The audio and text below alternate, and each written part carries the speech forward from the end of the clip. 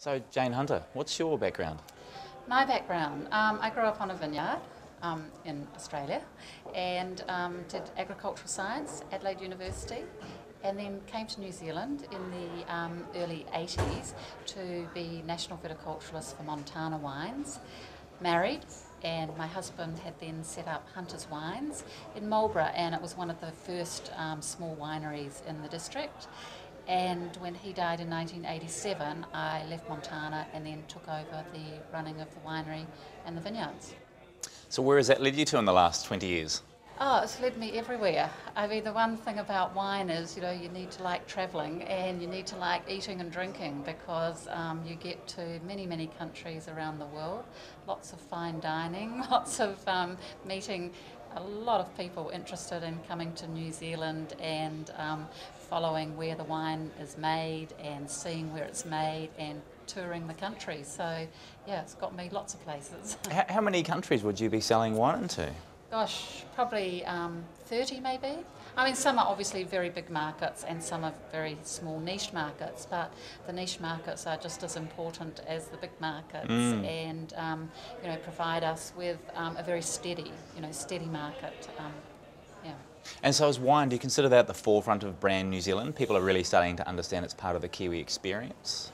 Oh yes, definitely. And I mean, the thing about wine is, the bottle is put in front of people, so it's got "Made in New Zealand" on it. Mm-hmm. And unlike other, a lot of other food products, where you're not really, you might ask and say, where is it from? But wine is actually branded and put in front of people. And in the 25 years that I've been in the New Zealand wine industry, I mean, it just staggers me that everywhere we go, I mean, we now have wine in Vietnam and India and Brazil, and there's just this instant recognition of New Zealand as a quality and a premium wine producer. So what does the future hold for you? Well, that's the million-dollar question at the moment, but I have no doubt that the medium-long-term future for New Zealand wine is just very, very positive. I mean, there's still huge, demand for New Zealand wine.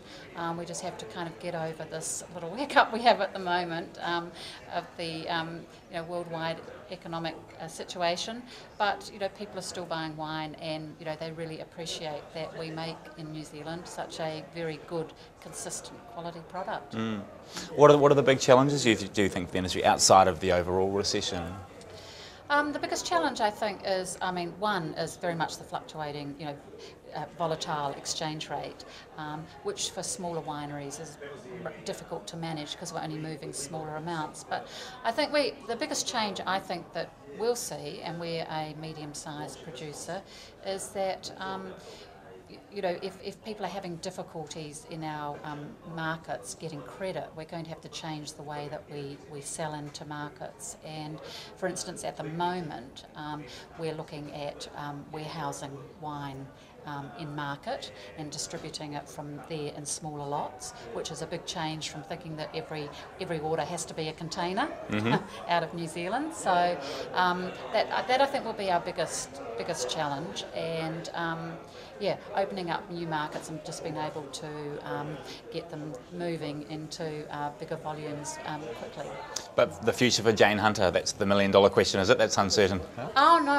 I just keep continuing doing what I'm doing. I mean, the thing about the wine industry is every year is a major challenge, and that's seasonal, and you think you've got everything in place and then something happens weather-wise or whatever. So it's a great business to be in. Nothing's the same, always a challenge. Thanks a lot, Jane, and congratulations on your contribution to New Zealand. Thank you.